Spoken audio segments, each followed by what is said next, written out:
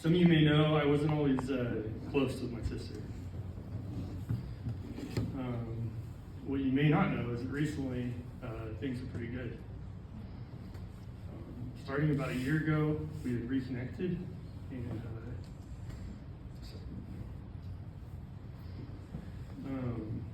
she and my wife Lacey had a blossoming friendship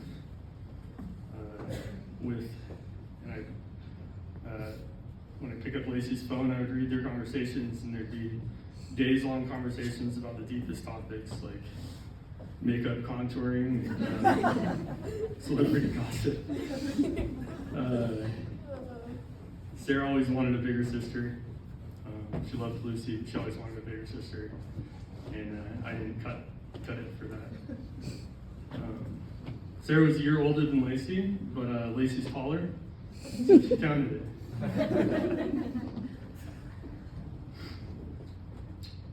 She became a loving aunt instantly. I've had a hard time connecting with kids that aren't my own, ever. That was different for Sarah. I think her youthful spirit just made it so she could relate to kids naturally, and maybe better than relating to adults. When they met, and you saw her pictures of the baby, but they kind of re-met last spring, and it was like an instant connection.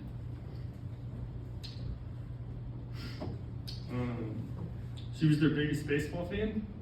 She watched the games on live stream and would text us when the call was bullshit or something.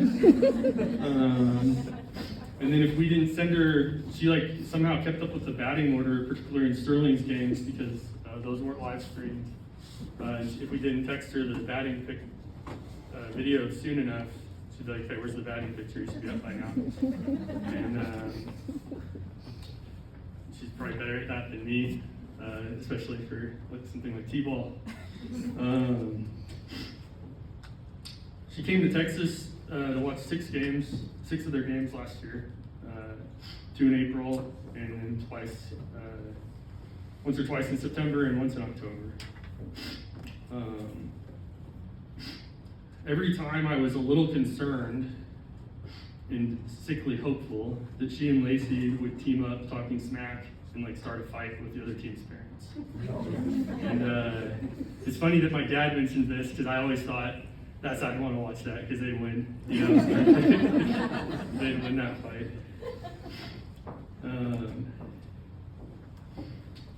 It's a real gift that we were close before she left.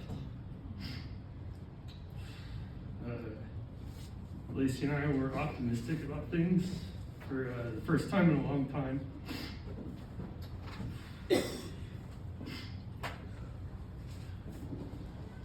can't read.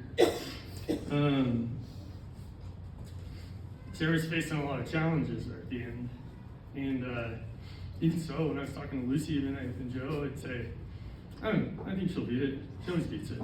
She always comes out unscathed from stuff. To Joe said the other day, and I hope I'm not stealing the line, but she's played by different rules. There's just life by different rules with Sarah. I kind of struggled to come up with a point for all of this that I'm saying. I was trying to end on a point.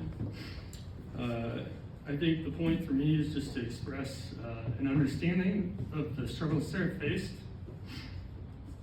and hope that she can hear me say it.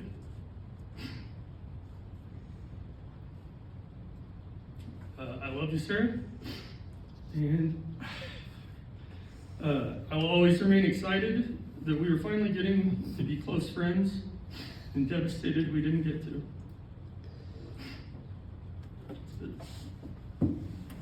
Hope yours is funnier, Joe.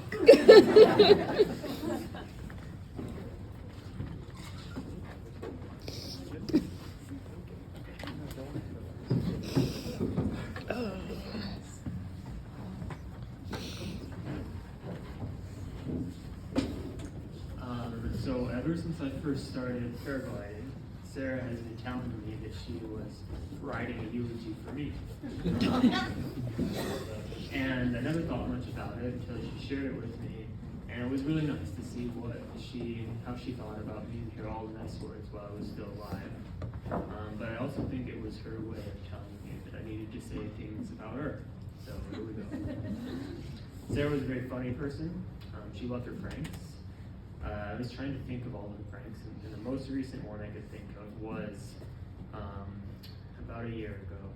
Lucy and I are battle-hardened to not believe anything Sarah says that could potentially be a prank. So when she told us that she made a blog about reviewing Domino's pizza locations around the world, we didn't believe it. Obviously that's fake. But then she showed us the blog. It had like a lot of articles, just a huge depth of content, and had good SEO. It was clearly like influencing the Domino's market. And the real kicker was that it was made by an anonymous user with a hometown in Wichita, Kansas. And so Lucy and I were about 60% convinced that she was actually writing this blog. And the thing about Sarah is, unless you're 100% convinced, she would not like give up on it. So she just left us believing that for more than a year before coming clean. Indeed, when I did my own over-the-top fake wedding prank, it was appreciated by almost no one. But Sarah thought it was fun. She really thought it was fun. Sarah also suffered, and because of that, she would lash out. She was an easy person to be mad at. Having a relationship with Sarah required a degree of unconditional love, and anyone who couldn't forgive her easily stopped being a part of her life very quickly. When I finished up the van, Sarah joined me for the first trip. So I left Texas, she was moving to Colorado, and I was heading out west, and we went together. And she came as far as El Paso. But before we reached El Paso, we were camping in the desert in a very remote part of Texas, and had a little bit of wine and started fighting. And Sarah grabbed her things and told me she was going to get an Uber to El Paso and stormed off into the desert. But we were 200 miles away from El Paso, and my Starlink was the only internet around. So about 10 minutes later, she came storming back, didn't say a word to me, and then got into my bed. And I had to sleep head to toes with a very pissed off Sarah that night. I didn't sleep very much, but in the morning, I made up with her, and we had a great trip. And that's the way most of our trips went lately. There was always like one fight, but for whatever reason, Sarah didn't stay up mad at me for long, and I was always able to move on pretty quickly. And yeah, it was fine. I think Sarah felt like a liability a lot of the time, which was true in some small ways, but I thought I would say a few words about the big ways that she has had a pretty big positive impact on my life. When Sarah first told me about the field of finance, I didn't know what that was. She showed me several of her finance bro friends from ConocoPhillips, and for 17-year-old me, that was enough to blindly follow my sister's advice and change my major to finance. And that has made a pretty big difference in my life. Years later, while I was working long hours in New York, Sarah left her corporate job and embarked on what my father called a LARP, where she traveled around the world on a months-long trip, living out of a backpack, staying at hostels, and making friends all around the world. I had never heard of anyone doing anything like that before, but it seemed really, really cool and much better than how I was spending my days. So a few years later, I disappointed my father again and embarked on my own LARP. And 8 years later, that trip has never really ended. And it would never have started if my big sister hadn't gone first and made it all seem possible. The ultimate perk of a cool big sister is that she goes around collecting experiences and culture and then passes them down to her little brother and sister in their formative years, free of charge. As I was writing these words, I got a little bit sad because I never got the chance to tell Sarah all of these things like she had the chance to tell me with her Grandpa eulogy. But then I remembered something. A few years ago, after a long night out, at around 4 a.m. Thailand time, which was the middle of the day in America, I sent a series of text messages to every person I could think of. They were really embarrassing. It's very nice stuff. It's all very positive, but I've pretty much been repressing those memories ever since. But in the honor of my big sister, I'm going to read that conversation. Okay, so I started, "Why are you such a great sister?" And Sarah said, "Aw," and I said, "You're such a legend. I love you so much." And Sarah responded, "I love you too, so much." And then I replied, "Anything you need, I'm there for you. You are so cool. Truly changed my life. It's crazy. I hope you know that I'm always 100% on your side." And then she replied, "Aw, hobo," which is what she always called me since when I was young. And I said, "I'll do anything for you." And she replied, "Thank you. That means the world. That means more to me than you will ever know."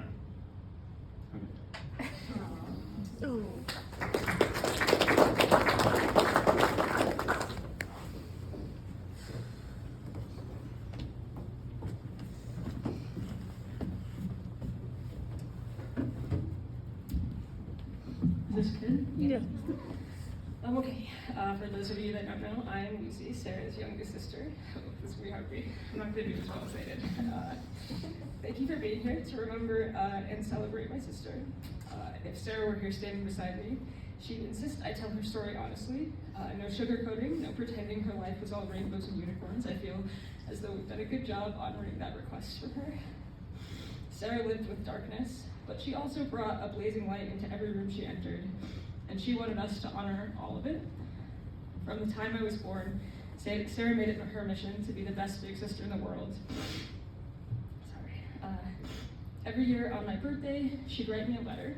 It almost always started with recounting how I arrived, how badly she wanted a sister, how mad she was when our brother got to be born first, how frustrated she was with how long it took for my dad to let her hold me, and of course, how seriously she took her role from that day forward. Sarah offered me endless, unwavering support, even when she was mad at me. A few weeks ago, we were caught up in a tense argument. In one of her moments of pause, I mentioned I had a holiday party that evening, and right away, she started mapping out an outfit for me from her closet. I hesitated, reminding her that we were in a fight, and that made me feel awkward about using her things. And she just immediately smiled and said, "Shopping in your sister's closet is a birthright. I cannot take it away from you." And that was Sarah, able to slice through tension with humor and love, all in one breath. Sarah's defining trait was her wit. A few weeks ago, I visited her in the mental health ward of a local ER. There were no windows, no art, no phones or TVs, only us and the Taco Bell that they allowed me to bring to her that night, which again is her favorite meal. Yet somehow she turned those lifeless walls into her own comedy stage. For hours, she reenacted the chaos of her last 48 hours, weaving absurd details and comedy into a routine so funny I lost track of time. Only Sarah could take such a bleak moment and make it feel like we were just two sisters hanging out, laughing until our sides hurt. Not long after, Sarah was transferred to an inpatient mental health clinic, where when my boyfriend and I visited her a couple days later, we really weren't sure what to expect. But she practically skipped into the visitation room. She was beaming and very ready to debut all of her new material. Her leading story that night was about how she managed to commandeer the clinic's movie night.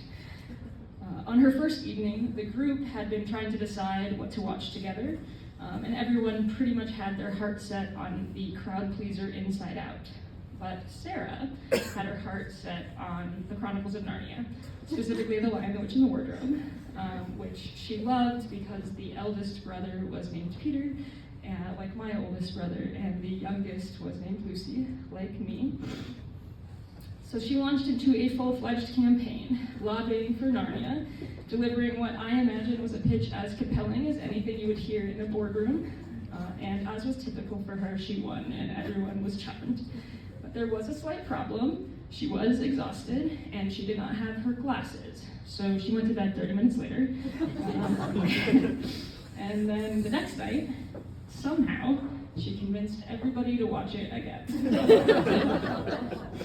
Even in the toughest circumstances, Sarah had an uncanny ability to create moments of joy and connection. She didn't just find humor, she made it, filling every space she occupied it with laughter, even when the world felt impossibly heavy. Sarah had a way of turning ordinary moments into something extraordinary, and nowhere was that more clear than her love of flying. For her, air travel wasn't just about getting from one place to another, it was an experience to be celebrated on its own. That's why she invented what she called a party flight. It involved first-class seats, or at least an upgrade if she could manage it, a few drinks, and an infectious joy that turned even TSA lines into part of the fun. Any flight could become a party flight, but the most meaningful ones were always those taking her home from a vacation. For most people, the final leg of a trip feels like a letdown, but for Sarah, it was always the encore, a last chance to savor every drop of the adventure before stepping back into everyday life. But there was more to it than that. There was more to it than just having a good time. Sarah's determination to squeeze every ounce of joy out of those flights came from a deeper place. She carried a persistent darkness that weighed on her, made heavier by multiple miscarriages that caused her profound grief, especially because she wanted so badly to be a mother. Sarah understood more than most how fleeting happiness could be. Like Father John said, she did used to joke to me that she deserved a trophy for each birthday, and she was always disappointed when I did not show up with said trophy at her birthday celebration. To her, joy wasn't something that you just happened to stumble upon. It was something that you fought for, something that you carved out of the shadows when the world seemed determined to stuff it out. In this way, party flights were quintessentially Sarah. They were an unapologetic mix of extravagance and defiance. Sarah wanted us to remember her for everything she was: a sister, a friend, a rebel, a comedian, a force of nature. She was the person who could walk into a hospital in a deep and obvious crisis and leave having everyone chuckling. Sarah's life was messy, brilliant, heartbreaking, and beautiful all at once. She burned bright, and I'm so very thankful that I got to be her sister. So Sarah, thank you for every bit of laughter, every inside joke, every late night text, and every piece of bad and good advice. I love you, and I promise never to forget the nuance of your story. You are real, complicated, and utterly unforgettable.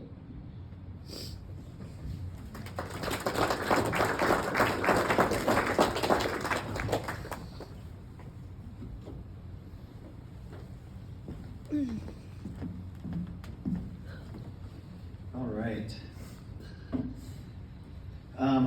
For those of you that don't know me, I'm Mason. I'm Lucy's partner. I'm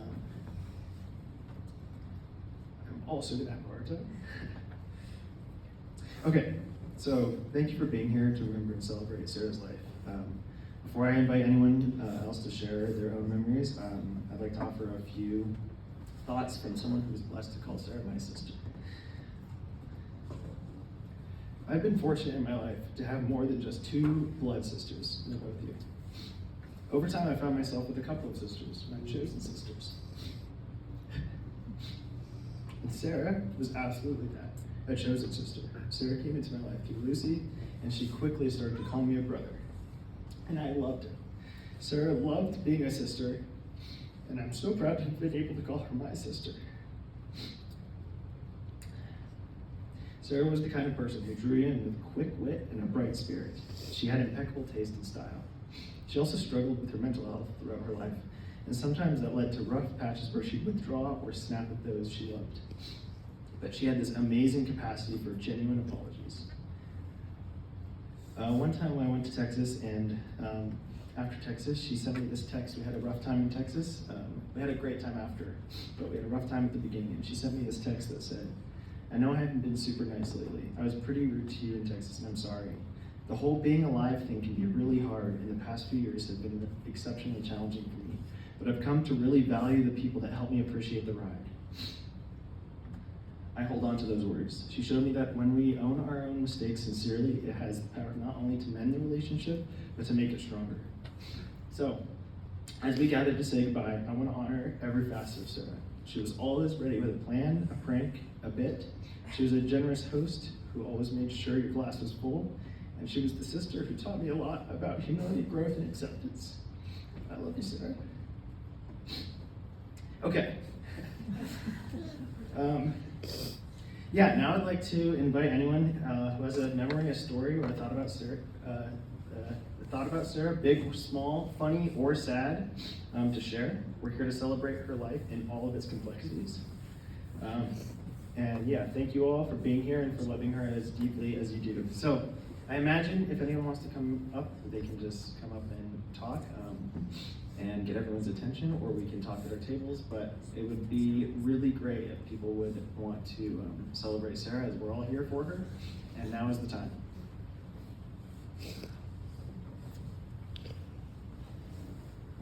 Yay, Jana. Yeah. Thanks, Mason.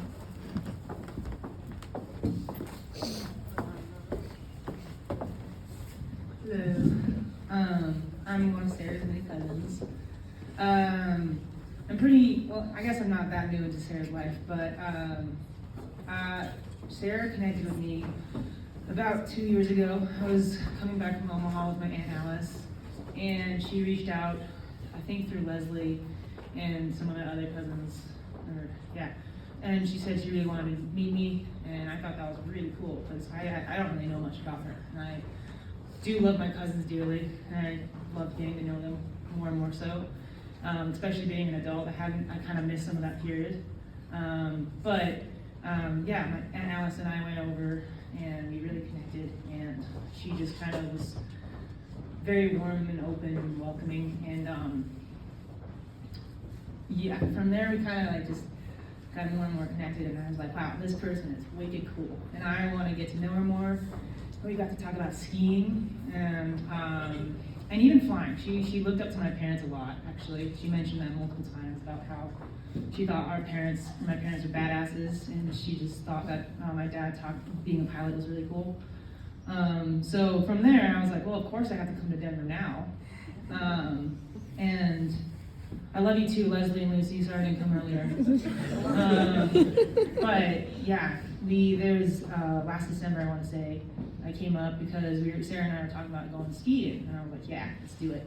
I want to teach you some cool things, and we're gonna have a great time. And I brought my skis up and everything, and just talking about it, and we just got to get more conversations, get kind of deeper into knowing each other, and yeah, it was just, I mean, I'm not the best conversationalist, but it was really just being there and having her talk was just talk and get things off her chest. I was happy I was there. I could be there for her in those moments. And she just opened her doors to me, and I loved it. And it was just very, very sweet of them. It just shows me how much our family is amazing, and just always opens the door for us. And so unfortunately we didn't get to go skiing, but we talked about it. And I left my skis there because I was like, yeah, of course I'm coming back and skiing. And then this last end of October, November, I came up because I was visiting for other reasons, and Sarah offered me her home again, and she was gonna go to Mexico, but then some things didn't work out. But it was just still nice to be there on the couch with her and have her kind of discuss what she's going through, and me just being a wall and helping her, I don't know, trying to help. But yeah, I could always remember Sarah as somebody, as a cousin who I didn't know and just opened the door, and I wish I could know more and more and more so, and I just love hearing stories about her. But great cousin, and I want to tell her that more and more so, and I will, I still can, in the ether. But yeah, it just shows me how awesome family is. I love you guys. Okay.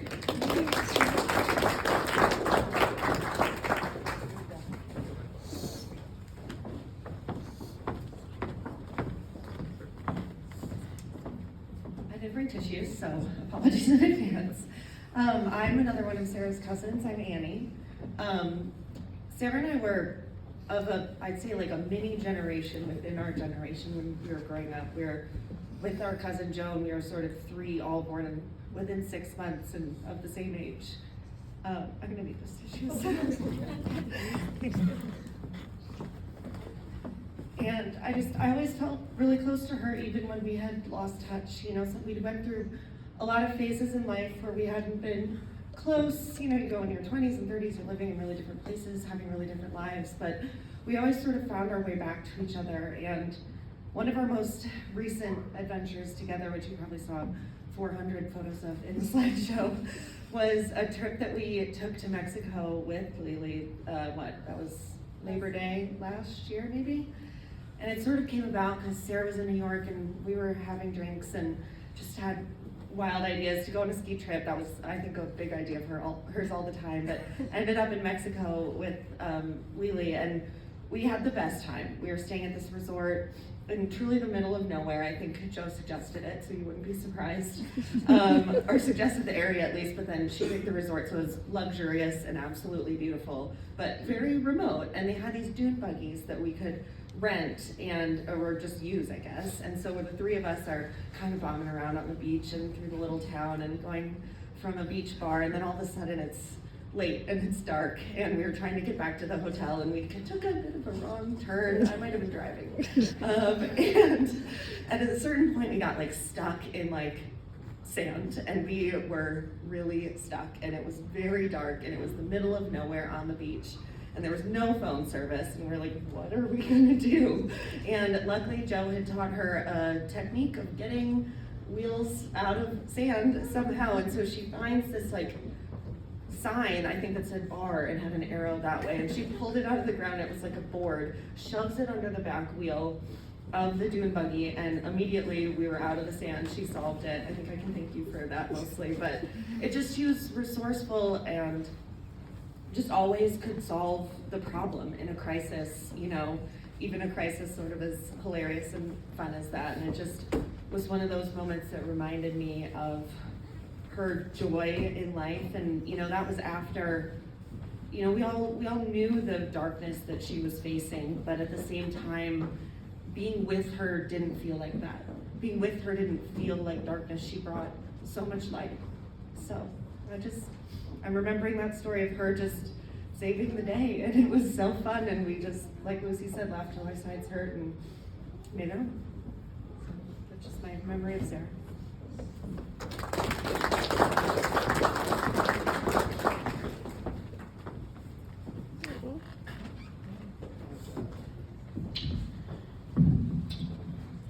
I'm Gunny. I was Sarah's nephew. I would like to share a story that is really funny that Sarah always used to do to me and Sterling. So Sarah and Sterling would team up and always be like, you love Taylor Swift, which I hate. I hate Taylor Swift. And they would torture me. And then, I mean, it's sort of fair because me and Sarah used to do the same things to Sterling. Yes, toilets. So,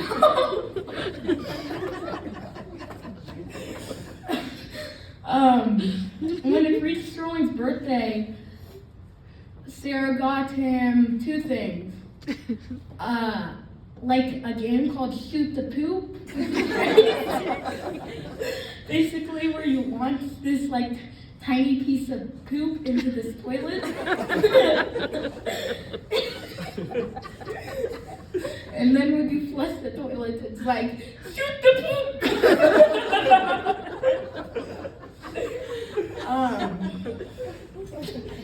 It was a really funny thing she used to do.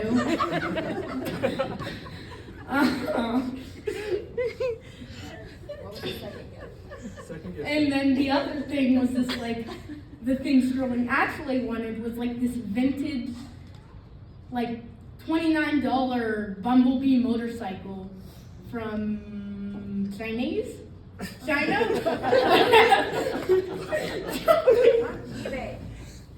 eBay.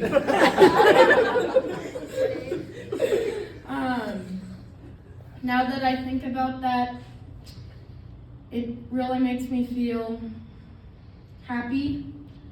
And the fact that I'm happy for Sarah, he's in heaven with God. I hope she has a good time.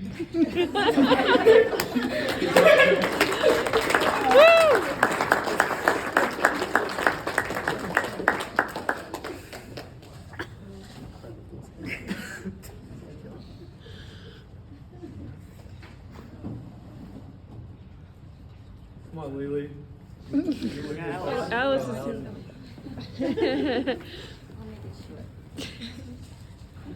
Lily, you can come up right next to me. I have a daughter who was born 8 days after Sarah was born. And so Joan was very late, whereas I think Sarah came quite a bit early. And they got together as babies and children for a while before Barb and Pete decided to move out of Omaha, of all the nerve. Actually, Joan was born in Chicago, but we didn't stay there that long. We did finally venture to Omaha. But I did love Sarah, and actually, my daughter was supposed to have been named Sarah after my mother, who was named Sarah. And but my sister beat her to it. She named her daughter Sarah Joan after our mother. But the nice thing that happened in my family was that my father remarried a marvelous woman. It's kind of like a Sound of Music thing, because she had been a nun, and then she was out of the convent and married into our family, and her name is Legia. So if Barb was going to steal Sarah Jones, I was going to have Joan Legia, because my mother actually went by Joan, and my second mother, the one who had been a nun for years, and stepped into a family of 7 children. So I got to name my daughter after both of those mothers. And Sarah and my daughter, being only 8 days apart, got along very well. They're very, very different characters, but they seemed to do very well together. So, and actually, I think, I don't know where the family is, but my daughter Joan will be at all the services in Omaha when you come to have the masses there. So I certainly appreciate all the family that's here and all the strength and kindness going to Pete and Barb, and I'm grateful to be here, and I will be very grateful to also be there in Omaha. So thanks for stealing my kiss.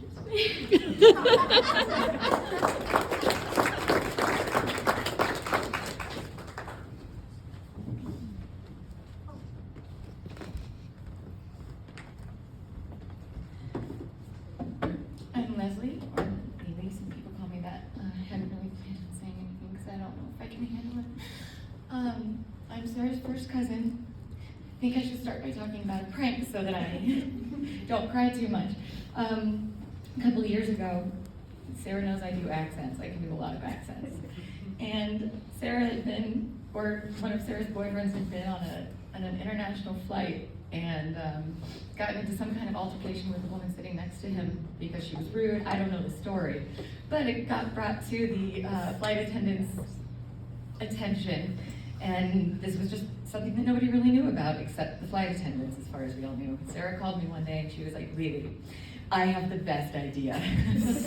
And she's like, she gave me so much information. She gave me his like TSA check number. She gave me his middle for, I could steal this guy's identity to this day.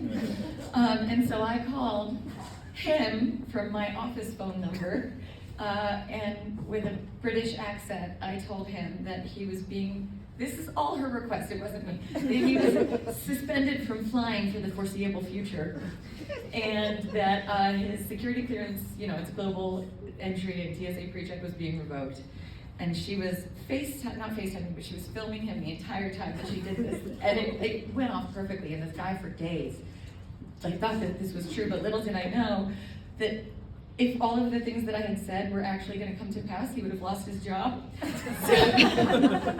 So for days, this poor guy was trying to contact TSA. He's like, no, I spoke to this woman, she's British. I'm going to lose everything. So I do feel a little bit bad, but I'm glad that I have that story. And then even when we were going through Sarah's house, we found this little thing on the kitchen counter and we read what it was. And it was beeps randomly for 3 years. So I don't know who was going to be the person who was going to be a victim of that one, but somebody was going to be randomly hearing a beep, but not often enough that you could ever find it until 3 years ran up and the battery was out. So those are just some joyful, fun things. But similar to what Andy said, I've gone back and forth with closeness with Sarah, but in the past, 15 years, we've become really, really close. And every single time I would go down to Texas, which I went to Texas a lot, she would always make the time. Houston's a big city. She would always make the time to travel across the city and to see me, to spend time with me, even if it wasn't one-on-one. And even though I've very much been a part of the roller coaster of darkness and joy that has been, especially the last few years since she's moved to Denver, I've been so grateful to be a part of it and to be with her family. And even when I was a victim of sometimes her getting mad, I knew she would always drop everything, even if she was still mad at me if I needed her, and I have needed her a few times. When she wasn't speaking to me, but I called and she would answer the phone, and then she would come be with me or talk me through whatever it was going on. She was very, very selfless in that way, and I love that about her.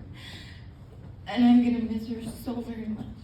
And I'm just so glad that through this darkness, it's brought family together and given us all new friends and shown the love that people have for her.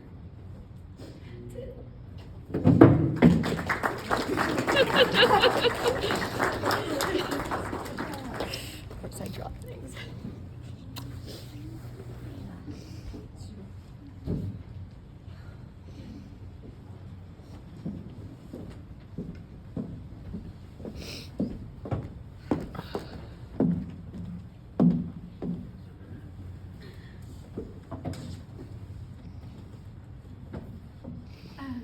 Hi, I'm Christina.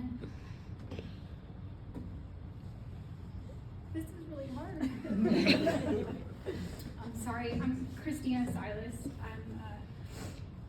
I've known Sarah for 14 years. I was a good friend of hers in Houston.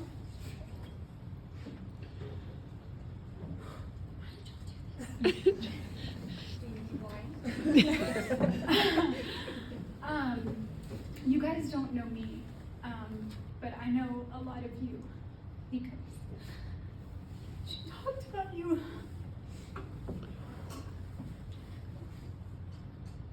All the time. PJ, Joe, which admittedly I had to ask your sister what your name was because she only called you Hobo. I didn't actually. And Lucy. She lived for y'all, whether y'all knew it or not. And she loved you so much.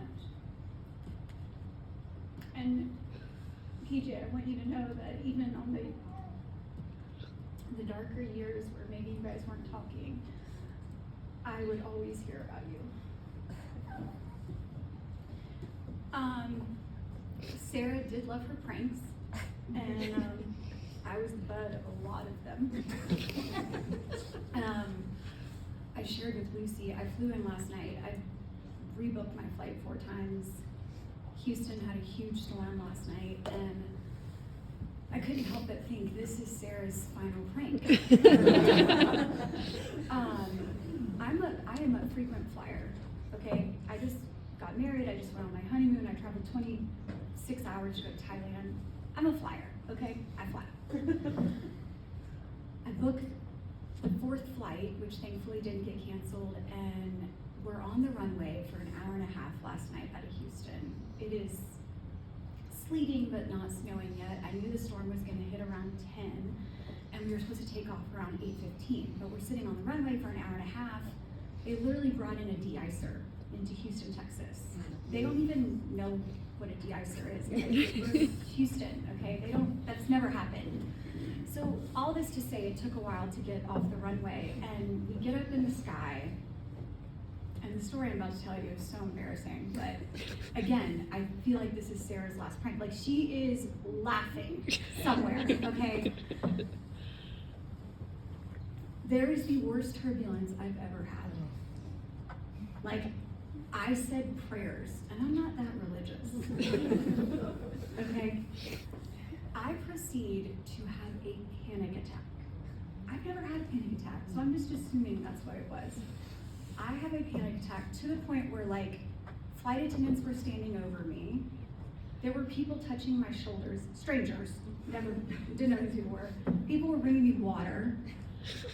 There was a woman behind me squeezing her arm in between the chairs to hug me.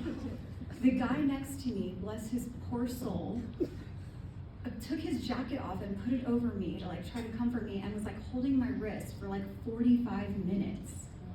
And the whole time, I'm sorry to tell you, I am thinking, Sarah? What are you doing? No, it's true. I was like, this would only happen to me. Anyways, I felt the need to share that because in that time in the air, which she loved to be, I was thinking of her. Sarah was a yes friend, as I always referred to her. She would drop what she was doing and be at my beck and call, no matter what it was. And over the 14-year course I knew her, we went through a lot of ups and downs. I think I moved her out of 2 boyfriends' apartments, single-handedly. I moved her into my boyfriend's guest room at one point. Oh my gosh, just so many things. I went through a pretty bad breakup one time, and her and another friend just came over with a bottle of wine, and they had a card and surprised me with a trip to Mexico and said, "You need this, we're leaving. Tell work you're gonna be out for the next week." And we just went to Mexico, and that was just Sarah. Like, she wanted to live life to the fullest, and she wanted to enjoy every second of it. In fact, we flew first class on that trip. And I hadn't flown first class in a long time, and I was like, wow, this is really nice. I get why you like those. Sarah was like kind of an all in or nothing. And it proved that with kind of all aspects of her life. One thing that I loved about her, and there's many things, but I started taking her, like the first year we were friends, I started taking her to, I'm Greek Orthodox, and I took her, we have this big Greek festival in Houston every year. And I took her, and my dad volunteers, and she met cousins, and there's Greek dancing and wine, and she just like thrived. She loved it. And no matter if we were speaking or having complications in our friendship or not, every year around the Greek festival time, sure enough, she was texting me like, "We need to go. We need to meet there." She loved that, and I loved that about her. When Sarah didn't go home for holidays, she usually spent them with me and my family. They loved her.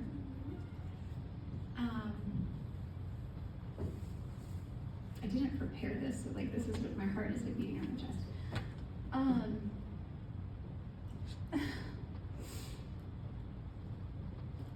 I'm representing a lot of people who couldn't be here today because of the storm and flights and all these things, but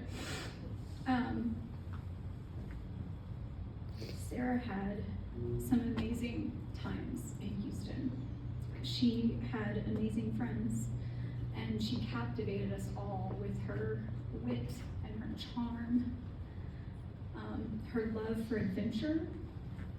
We traveled the world together. We went to Costa Rica and Mexico and so many places. And I was enthralled with her energy and her beauty. Sarah was beautiful. And she never really knew it.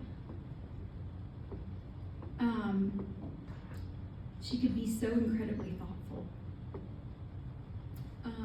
She could make you belly laugh without even trying. She would encourage us all to do silly things, normally revolving around pranks. At her best, she was an absolute force of love and light. It's heartbreaking that she struggled with mental illness, and I wish I could have done more. I wish I could have been here, said more, done more. I tried for a long time. When she moved to Denver, I thought, oh my gosh, this is gonna be so great to be close to her family, and I felt like this was really like the restart, hitting the restart button. And unfortunately, we lost touch over the last 2 years. She would check in periodically, but we weren't as close. And I got married in November. She didn't make it to the wedding. And I knew, there was just something, I knew that when she didn't show up, I had this gut feeling.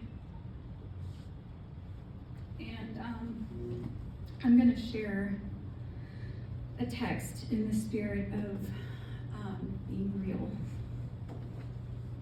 and the humility that Sarah often shared. The text is this long, so I'm not gonna read the whole thing.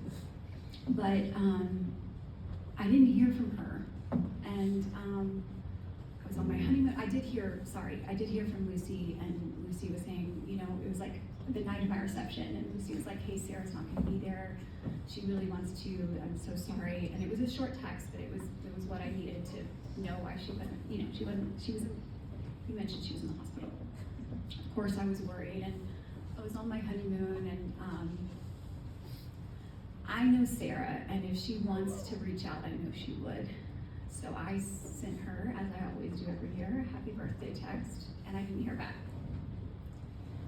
And normally I do. So eventually I got this novel text explaining to me why she wasn't at the wedding, and that she was in the hospital for various reasons. And the start of the text is like a massive apology, and how much she wanted to be there.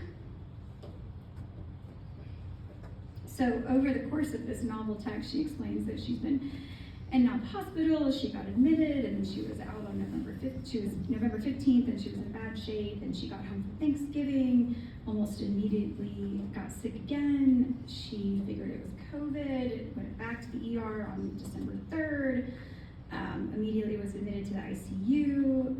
There was pictures involved in this text, almost proving to me that she was in the ICU.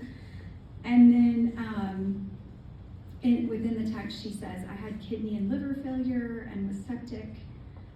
The doctors told me I needed a liver transplant. Numbers should have been in the single digits, where they were in the thousands. They didn't think I'd be able to come back, and started to prep paperwork to get me on the transplant list.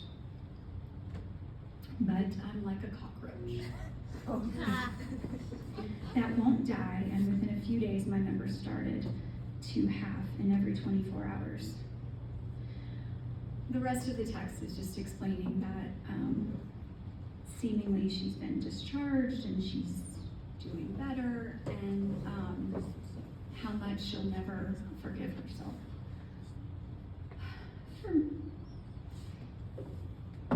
For missing my wedding. And this was this was a few days before. And it was a lot to take in, and I hadn't responded.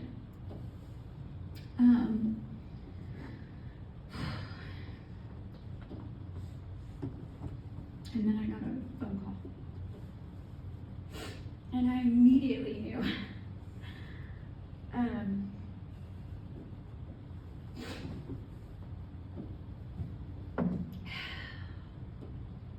Anyways, I wanted to share that even when she's laid up in the hospital in ICU and septic, she's still having humor, because that was Sarah. And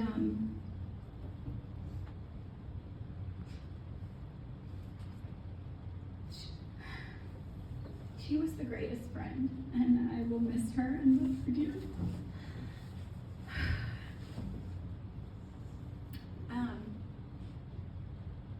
I don't know how to wrap this up, but I had a point, and I don't know where I was going with it.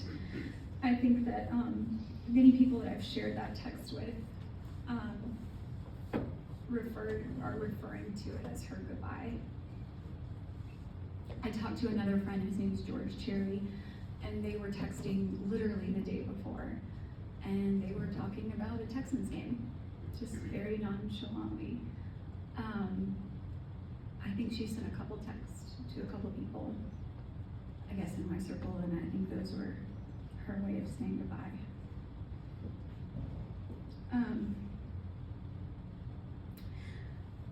Obviously not in these circumstances, but I'm so glad I got to learn a little bit more about her tonight, and to meet several of you, all cousins and family.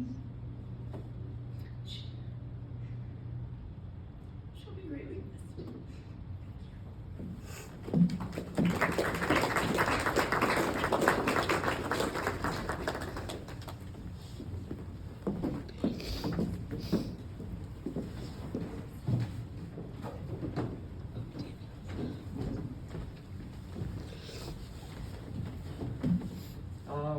I want to say something to make up for the slander of Taylor Swift that I heard up here. I actually have 3 very short stories. One about Taylor Swift. The first one's not. Who are you? I'm Dan. I'm like Lucy's very good friend. I've known Lucy for many years. I met Sarah after she moved to Denver, we became closer after she moved to Denver. And yeah, so 3 quick stories. First one is one time, maybe a couple of years ago, I was up in Silverthorne with some friends, and it was like high school friends. They flew in from Chicago. We've been like drinking wine and like just having a good time in the mountains. And I got a text from Sarah being like, "Are you in Silverthorne? Can I come over?" I'm like, what the hell happened? Like, you never knew like what she was getting into. And I'm like I call her, and she's like, yeah, like I had a first date with a guy, something happened, it's not going well. I just need somewhere to crash. And I was like, oh my God, yes, absolutely. Like come over right away. Mind you, it's like 2 a.m, and I'm trying to go to bed. But she comes over. I get to be there for her to just dump all over her, like, this happened, this dude did this, did that. Like, I'm like, yeah, dude, this guy something sucks. Like, good thing that you got away from him. And so we're like, we had to fit her in here last minute. I only had like the one bed that I was staying in, so shared a bed, nothing happened. Although I did give her like a brewery t-shirt and some like boxers to sleep in, and I got the boxers back, but I still don't have the shirt. So if I could get that back somehow, that'd be great. So yeah, like after talking for a while, we realized that like the sheets in this bed, when you like rub them, they make sparks. Like it's wool, so like you rub it and like static electricity, like you literally run your hand across it and you'll like make sparks all over your hand. So one of the honestly best memories that I remember making in recent history is with Sarah, like just like rubbing this bed. Sparks are flying, but again, nothing happened. Okay. Quick story number 2 is to redeem Taylor Swift. I went to see Taylor Swift with Sarah because she's awesome. Are you kidding me? She's got some bangers, man. You can't deny. And yeah, so I brought this Instax camera to like capture the moment, take some photos. One of the pictures that I took is one of my favorite pictures in recent memory. It's me and Sarah. And Sarah was like obsessed with this camera. And she, at one point in time, like there were like girls, like 12 to like 15-year-old girls going up to this one banister, like taking a picture with like the stage behind and everything. And I was like, dude, Sarah, you should like go see if they want like instant camera pictures, because they're dope and they're like a physical memory. So she did, and she had like a whole line of these like young girls being like, oh, like, heck yeah, I want a instant photo. So she got to like basically like make these memories for all these random strangers that she'd like never met before, and like hopefully they kept those pictures. So around there's like at least like 20 pics of like this Taylor Swift concert that she took, which I think is pretty amazing. And it shows just how she really did like making people happy, even if she didn't know them. And then the last story is last time that I saw Sarah, we went to a tiki bar. She once again had the opportunity to tell me about all of her like boy problems, and like, side note, if anybody wants to like dump relationship trauma on somebody, I'm here for it. It's great. So yeah, we went to a tiki bar, had some drinks, like got dinner, and then I think she probably just wanted to like hang out longer. I hadn't seen her in a while. So we went back to her house, where she proceeded to show me how she kills wasps regularly. So the house that she was living at is like surrounded by this like wooden fence, and all these wasps are like making nests in there. So she was like here's what you gotta do. You gotta like make sure that you're shooting them in this direction, that direction. At one point, I think she like sprayed the wasp killer, and it like the wind like sent it back at us. So like her technique wasn't anything impressive. But I mean, like I was there for it, just like doing this random thing with this girl who's like so into whatever she's like talking about. And yeah, like I think to extend the night even longer, she made me break into the next door neighbor's house and de-wasp their fence. Yeah, those are 3 very just like. Yeah, they're just so random, like with this person that I didn't honestly know for that long, but I felt like we became like fast friends. I think, I wish so much that there was more time to make more memories, but I'm so thankful for the ones that we did make.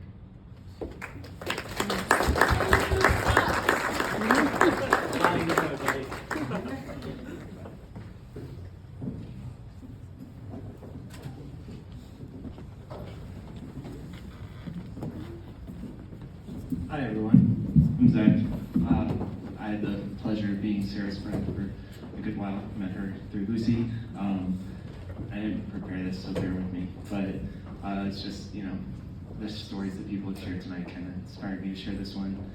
So it was not last Christmas, but the Christmas before. We had been spending time, my wife Lauren and I, with our families, and as you all know, Christmas is a great time for spending time with families, and obviously when you spend time with families, sometimes the times aren't as good. But you get through it, and you make the most of the holiday. And surprisingly, we ended up kind of leaving our family celebrations pretty early Christmas morning, and kind of in the lead up, we had been talking, and I think at one point Lucy had invited us to come and spend some time at Sarah's and with the rest of the Orsies, and I was, you know, maybe this was just me being oblivious and ignorant, which, to be fair, happens all the time. But you know, I didn't really think much of it, and it was just like, oh yeah, well, you know, maybe we'll do that. It was kind of like one of those will we, won't we sort of things. Turns out we were like going. Like it was the thing we were doing, and I was just completely unaware. But we show up there, and instantly Sarah was just so, you know, happy to see us and welcomed us in and all this stuff. And you know, we were really terrible guests and didn't bring anything. You know, not really thinking about it. And she's like, "All right, it's time for presents." And I was like, "Ooh, this is going to be awkward. We didn't bring anything, and we won't get anything. We'll just watch everyone open their presents and just." Like clap. And then Sarah comes and brings out gifts for everybody. And everybody got a sweater. They were all tailored to their specific style, and you know, they already were pre-sized for everybody from, you know, like Tyrell was there and Lauren, and yeah, it was just a whole big group, and Sarah was prepared, you know, likely moments in advance for some and days to months in advance for others, but you know, she was just always so ready, willing, and able to just welcome people in, and like other people have said, just be a great and fabulous host, and just so charismatic and loving, and you know, we're all going to miss her greatly. And I also do want to confirm, she was obsessed with killing wasps. She had a camera that you could put into the fence to watch the wasps die, and she loved it. So, thanks, everybody.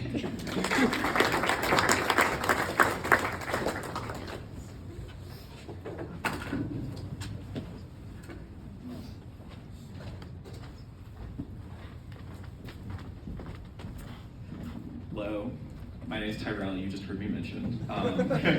And I've been Lucy's friend for over 10 years now.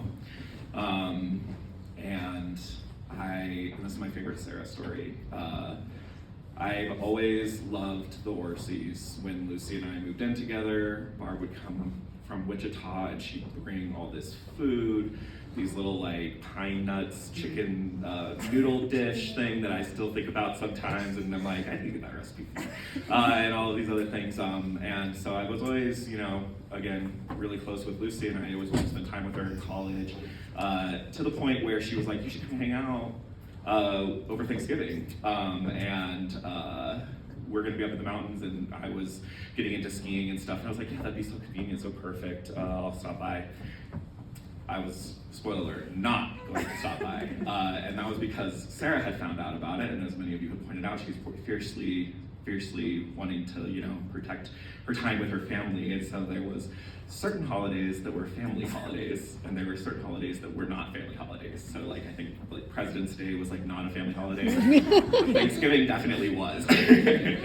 And so I don't think I ended up seeing her that time, but you know, after that one moment, we saw each other a few more times, and it turns out that it's really easy to become a part of the Orsi family, even if your last name isn't Orsi, because the last snap that I have saved from Sarah was in September of 2023, and it said, "You're cordially invited to Denver to spend Thanksgiving with the Orsi family. Details still TBD, but Lucy might be a little caught off guard, so I just wanted to give you a heads up, because we had a formal email chain explicitly telling me I couldn't come to Thanksgiving. And so now I saved that Snapchat because I needed to make sure that I had proof that I was allowed to come in when I got there.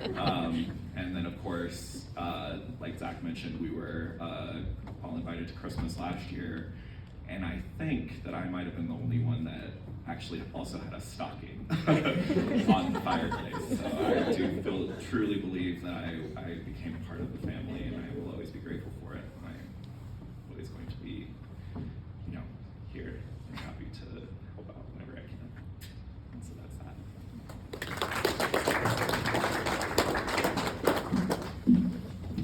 Okay, so it seems like we should probably wrap up pretty soon, unless someone has a very short story, or I do want to give people a chance to talk, but maybe do 2 more or 1 more.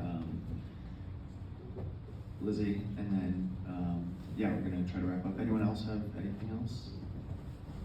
Okay, we'll have Lizzie, and then we can do maybe 1 more, and then we're gonna try to get out of here.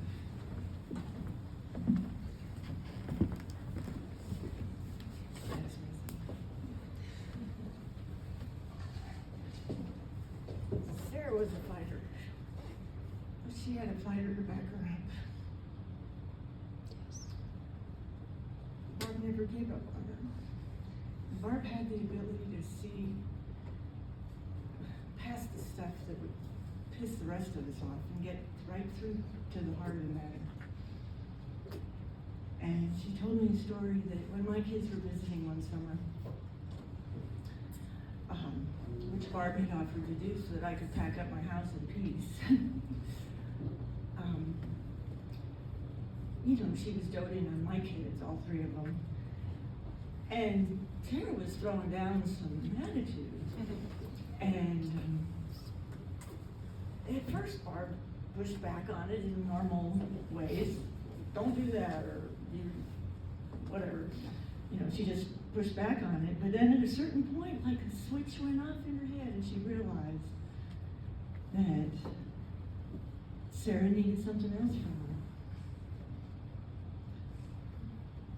You know, my kids were getting all the attention, and I mean, as a mom, my approach probably would have been, you know, well, tough, suck it up, or something.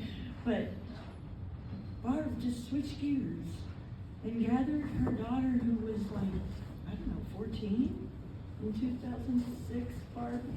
So what does that make her, 10? But anyway, she gathered her up onto her lap and held her like a baby. And just cuddled her and snuggled her. And that was Barb. She never gave up on her. And she was always able to see through to what mattered. And so, you know, you can't really be a fighter without a fighter to back you up. So that's my girl.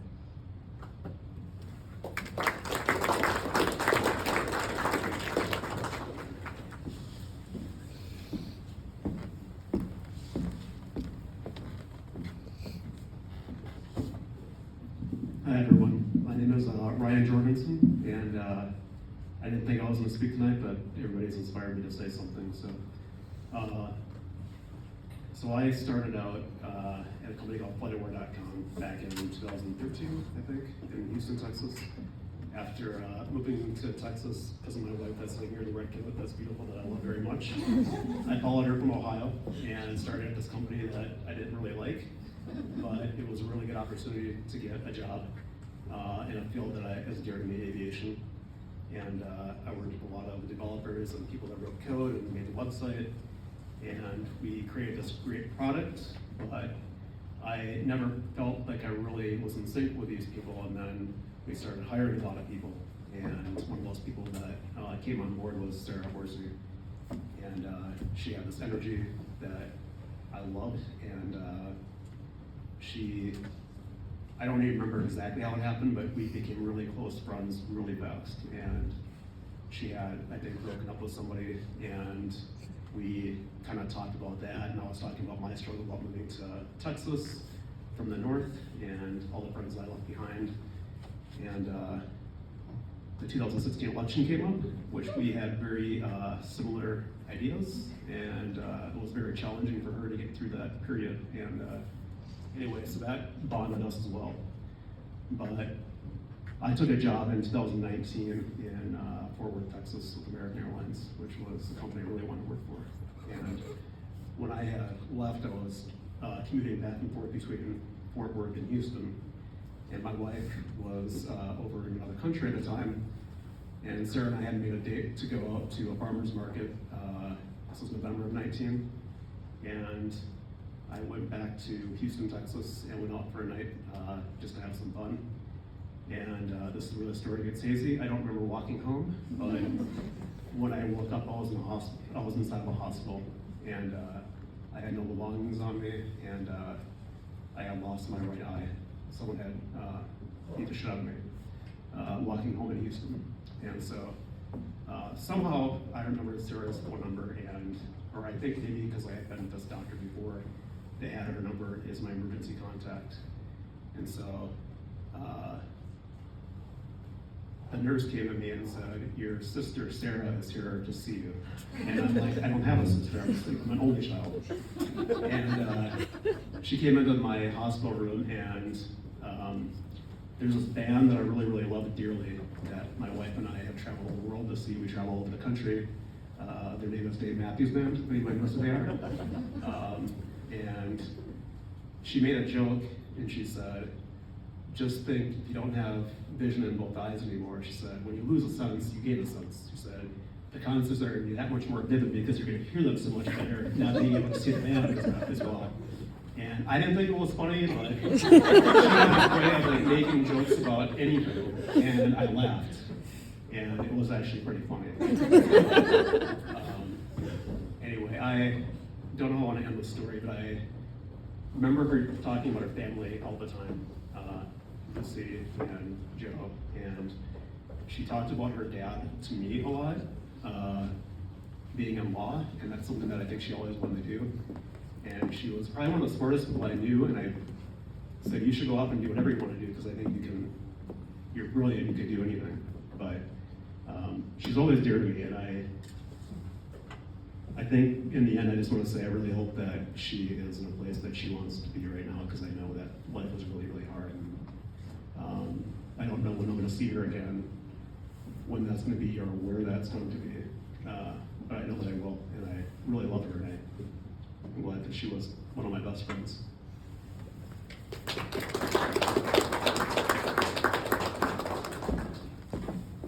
And thanks to him, I got to meet Sarah. And so I'm super grateful for that, because Sarah was one of those people, I've heard people say, oh, she was a fighter. I mean, she, to me, was one of those people that would be in the trenches with you. Because she was in the trenches with me. As Brian said, I was on another continent when he was left for dead on the street in Houston. He left out the more details. But I got the message.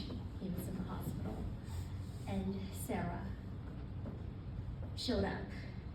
Nobody else was there. And I could not get on a flight because it was too late and I had to wait 24 hours to get there. But Sarah was like, don't worry. I told him, I'm his half-sister because, you know, his mom's white. I could tell him. Again, humor, but, you know, not funny, but funny, right? And she did, and which was a saving grace because I couldn't get any information over the phone, but she was there, and she was able to tell me what was going on. But the one thing that bonded Sarah and I is that Sarah is one of those people, probably the only person, who has heard my heart break. Because I didn't know the severity of the damage to my husband at the time. She said, he's going into surgery, and he said, I'm going into surgery, you know, well, it should be okay. And then she calls me, and she says, he's out, he's doing okay, but Sheila, I have to tell you something. And Sarah's always been bubbly. She was a bubbly person that I knew. That was the Sarah I knew. And this was a serious Sarah. And she shared that my husband had lost his right eye in the surgery, and they couldn't save it. And I lost it. I didn't know because, you know, my husband wanted to be a pilot, you know, so well, that dream was never going to be a reality anymore. And so Sarah cried on the phone with me across continents, across this massive ocean, on the phone with my grandmother in the other room, you know, asking what was going on. And then she offered to help, you know, if you can't get on the flight tonight, I'm gonna help get you on. I'll make calls to you, and we'll get you on the flight. You're gonna get out. And she helped me, because Ryan had just started this job, his dream job at American Airlines. And she helped me craft the email to his manager that was sane and not crazy, because I was crazy. That's, stated exactly what needed to be said. He's not gonna come in. Shit's happened. And he's not coming in. We don't know when he's coming in, but we'll get back to you. But also, you better be into this job. And we got nothing but an outpouring of support. But I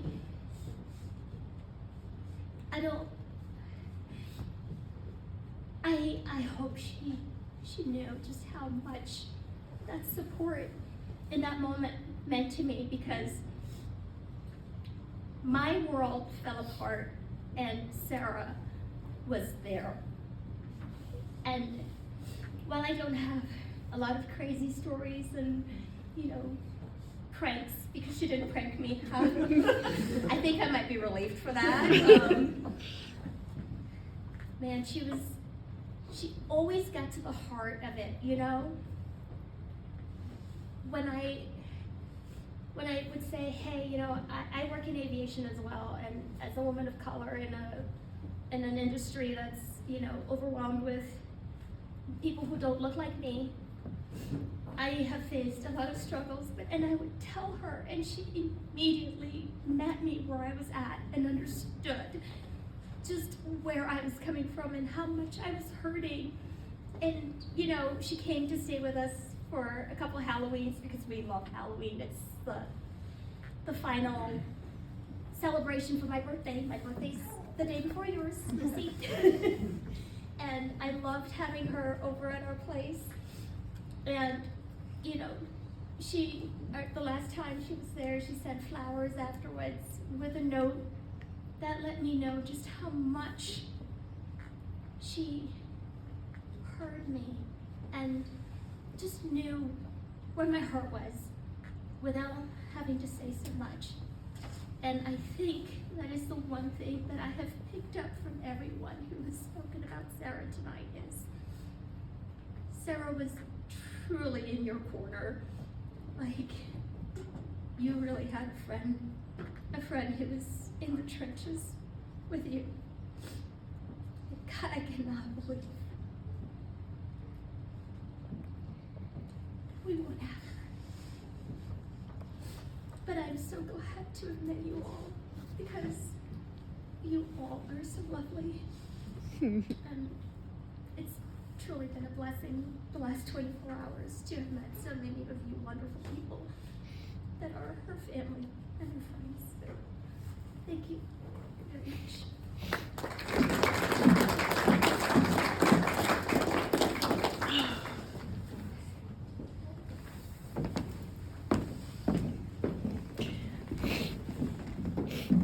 Okay, unless there's anyone else who would want the last insanely burning story to tell, no cannons or horses, because I'm assuming we'll see you in Omaha.